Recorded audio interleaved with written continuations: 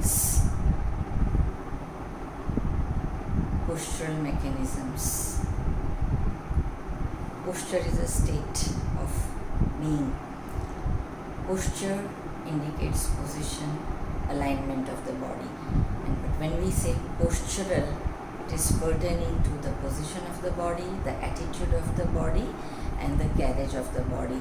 So here comes again together the concept of body, mind and spirit. So when we say position, it indicates the body position. When we say the attitude of the body, that means it is the mind, the inclination, the emotion that one would like to place the body into the position. When we say about carriage of the body, it is the spirit within. How would you like to carry yourself? So blend of all the three, body, mind and spirit, definitely has a very important role to play in maintaining the posture. Now this posture is guided by some postural mechanisms. Now what are these mechanisms? Postural mechanisms are neurological mechanisms which helps a person to maintain a posture and equilibrium, and these two aids a person for locomotion. So it's a very important aspect that we all should know when we are dealing with all neuromuscular disordered patients for their functional mobility. These mechanisms are also very useful to be understood if we are dealing with pain syndromes, postural pain syndromes, all types of aches and pains, and also it has a very important relevance to play for our cardiorespiratory conditions also. So postural mechanisms are the foundation for our erect posture.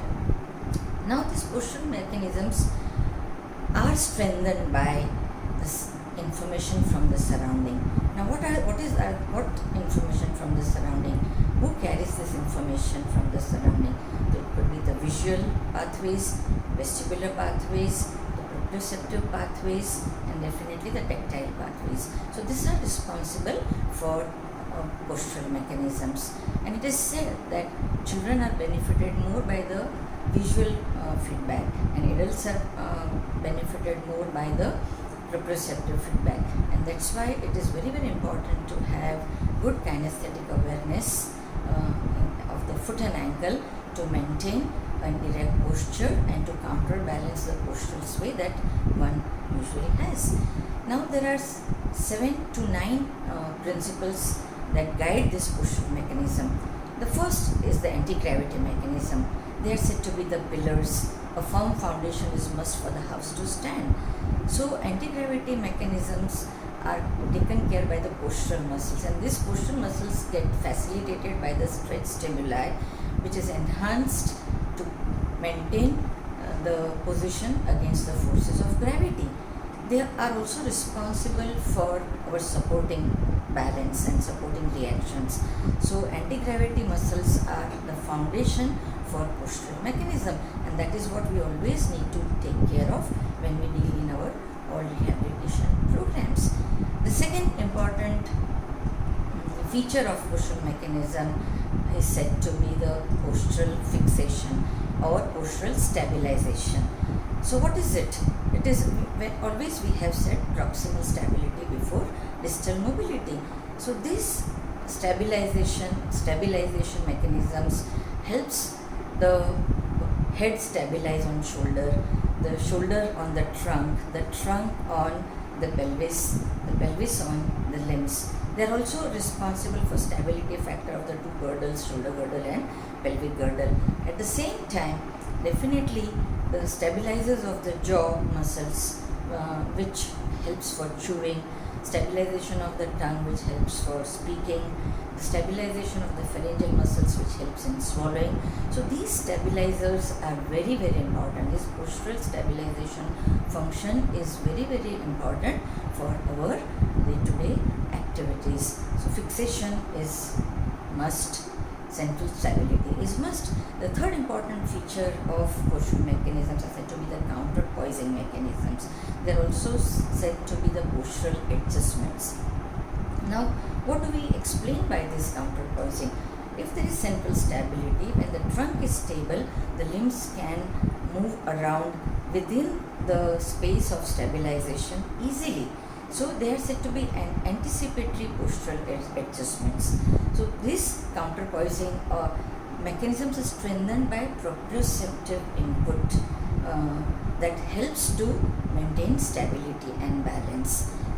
So when we say the head is fixed, so turning around to look is an example of counterpoising. Sitting and turning around in sitting also is an example of counterpoising. Standing and turning around is also an example of counterpoising mechanism. So they help in postural adjustments. We can also say the co-contraction of a muscle that happens is mainly because of these postural adjustments. The fourth important aspect is said to be the righting reactions. Righting reactions are said to be the rising reactions. Now these reactions helps one part of the body to adjust with the other part of the body. So when we say when supine to side lying, supine to prone, prone to supine, or turning around, sitting up from lying position and going back to lying, sitting to stand, stand to sit, these all are under the control of righting reactions. They are said to be postural assumptions, and they are dependent on vestibular feedback. They are dependent on the balance mechanisms, how we can, the labyrinthines, they are responsible for our righting reactions. The fifth important aspect of postural mechanisms are said to be saving from, the tilt reactions. Tilt reactions are the reactions which function with reference to the change in the height of the center of gravity. So tilt reactions, they help a person to adjust the posture with reference to the alteration of the center of gravity. So when we say climbing up, climbing down, okay, tilt reactions, when we say the anteroposterior tilt, the lateral tilt, the diagonal tilt, all these tilt reactions definitely helps again to maintain the balance with reference to the height of center of gravity. Then comes the saving from falling reactions, which are said to be the protective reactions, which are said to be the parachute reactions. These are the reactions that take help of the arms to maintain the balance and stability when it is forward parachute, and it helps to maintain the legs into abduction when it is the downward stability. So this saving from falling reactions are another key important factor for postural stability, balance and equilibrium. So when tilt reactions and saving from falling reactions, they work hand in hand, definitely the higher status of postural balance is achieved.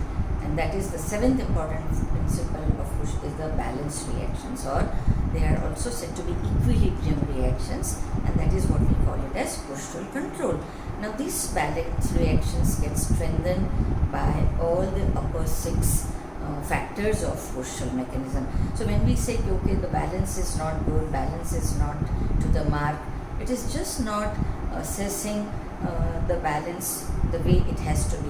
You have to consider of the six which is altered or affected, which has led to the balance of a balance problem of an individual. These seven mechanisms which lie under the postural mechanism are strengthened by the other two mechanisms. The eighth one, which we can call it, is said to be the locomotor reactions. These are the reactions which work under automatic control. So they are also said to be propulsive reactions. So when you initiate to walk, when you continue walking, when you stop, when you turn around, when you run, so all these are under volitional control of an individual, and that is how locomotion happens. The ninth factor of this postural mechanism, which helps us to move ourselves within the frame of our environment are the visual reactions. They are also said to be the ocular reactions. Vision is very, very important. The visual input is very, very important for the motor response. So vision can initiate a movement, guide the movement, and control the movement also very well.